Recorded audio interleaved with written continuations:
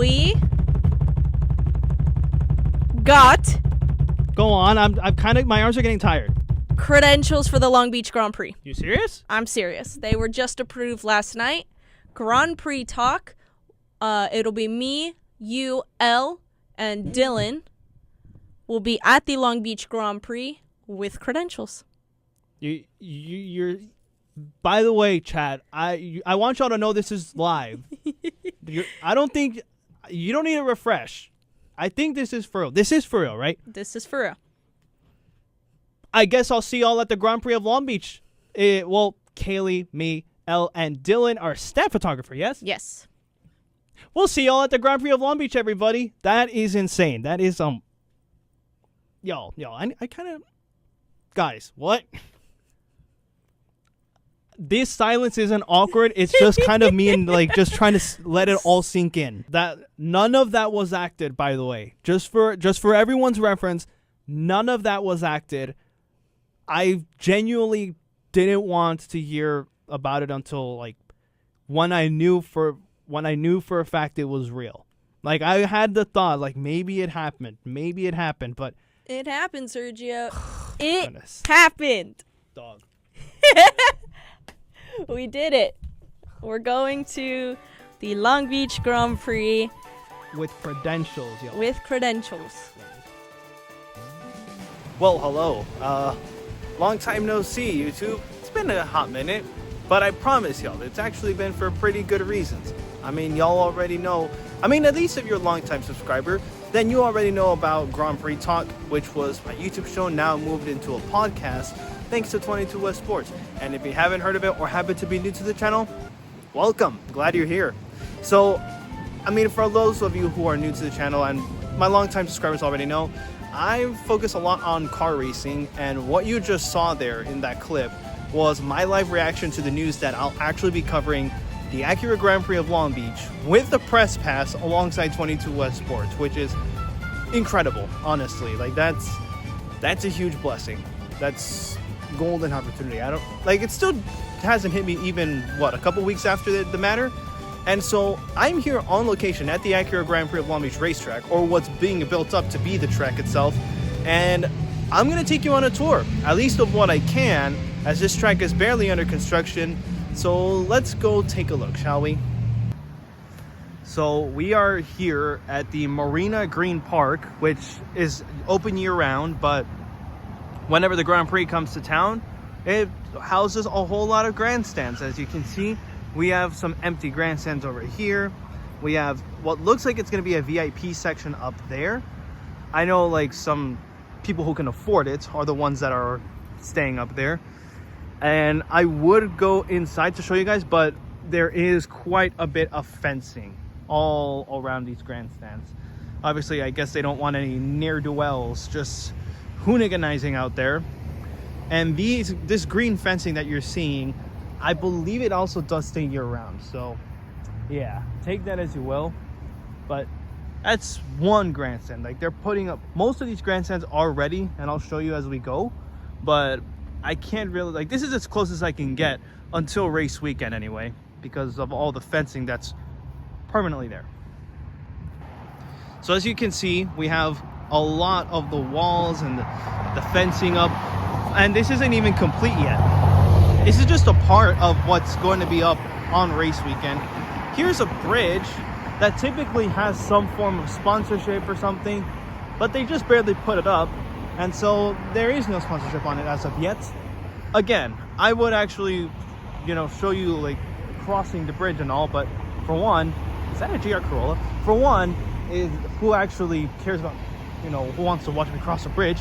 And two, it's also fenced off, much like all those grandstands.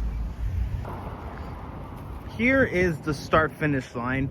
This is another part of the track that stays put all year round. If you come down here on a regular day, in fact, I even have photos to prove it, then you'll actually see it. Like, this is the start-finish line as it is pretty much all year round.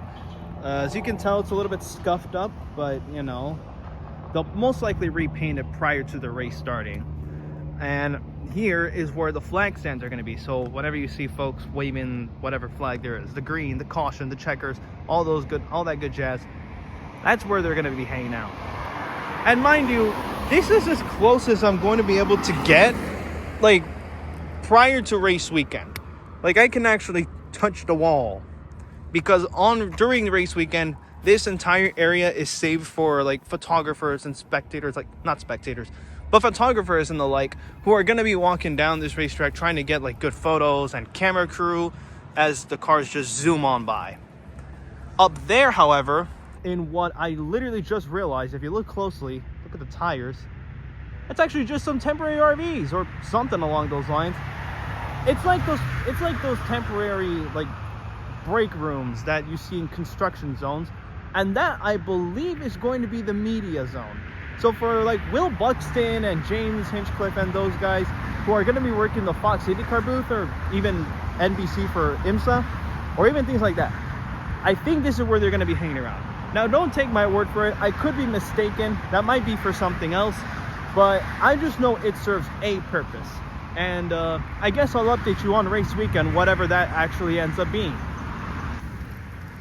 This is about as good a view of Shoreline Drive, of the actual racetrack, that I can give you as I cross the street. Again, this is a street circuit, so pretty much during construction, yeah, you can walk around the area, but come race weekend, I mean, obviously a lot of these areas are going to be fenced off due to the racing going on. But this is what Shoreline Drive looks like when Grand Prix construction is going on. Nice Miata. Okay, welcome to Rainbow Lagoon Park. This is another area that is generally open to the public all year round, and it's right beside this big fancy hotel that I have never been to, or at least not inside anyway. And typically you can actually rent some swan boats, as you can tell way over there. Now, fun fact, during race weekend I have noticed that in place of those swan boats, there's also, like, some of those giant rotating transparent balls that you can actually, like, the kids actually go inside and just start, like, running around as if they were, like, just above the water, you know, like they were literally running above water. But you quite can't do that around here. I believe it's because of the depth of the lake, which actually isn't even that deep at all. Now, in case you're wondering why I'm walking you through Rainbow Lagoon Park, it's because right behind, or actually we're right in front of, where the VIPs and such are going to be hanging around. Now, obviously, I can't go up there. There's still some construction going on. In fact, I even ran into some construction folks who are doing their thing up here. But around here, this is where all the VIPs are going to be eating their fancy lunch and dinners while crazy fast cars go crazy fast around Shoreline Drive. It's a pretty nice area, I'll tell you that much. On the other side of the Rainbow Lagoon Park, we have a pretty close-up view of the VIP suites. And we are literally right now, I'm walking on where the pit boxes are going to be. So on this side of, on the opposite side of these walls, you can already see there's a lot of blue lines being painted, some of which are turned inward, others are turned outward, but the point is this is where the pit boxes are going to be. So during the IndyCar sessions, during the IMSA sessions, and, you know, pretty much every race session, this is where the pit boxes are going to be. And I'm walking on the territory where the IndyCar pit boxes are going to be. So, you know, not every day that you get to do that as race construction is going on, but it's pretty neat. Now, right here, we are on the opposite end of Shoreline Drive. Like I said, that's where the flag stands are going to be. And yeah, like I said, we are literally walking down the pit lane of the racetrack right now as we speak, which happens to be the opposite end of Shoreline Drive. So now we are underneath of the bridge that leads just into turn 1, which is a little bit further up ahead over there. But this is the bridge where you'll often see like King Taco sponsorship or something. Right now, there is none of that except for some fencing, including a stairway way over there. That's not usually placed there. That is only placed during race weekend, but I guess now for construction purposes, now it's actually there well ahead of it. But per se, there's another stairway that actually does lead down to ground level over here. Well, over there actually, during non-race weekend construction or race weekend itself. As you can see, we also have some more fencing over there that's going to separate this being the pit lane exit from the racetrack, actually out on the other side. Pit lane exit is right over here. This is where they'll head out from in here. Particularly now we're walking on the IMSA pit portion. Pit lane exit is going to be over there. And then they go around what is all of turn 1, turn 2, 3, 4, like all the fountain turns, before they come back around here, which this is literally just, again, they're back on Shoreline Drive and roar into turn 7 and 8 over there. We're crossing another street here. We're crossing Shoreline Drive and Pine Avenue, which during race weekend is going to be turn 7. So they'll actually be heading around here. Most of this paint actually does stay year-round, but I guess in this case it's just been repainted not too long ago.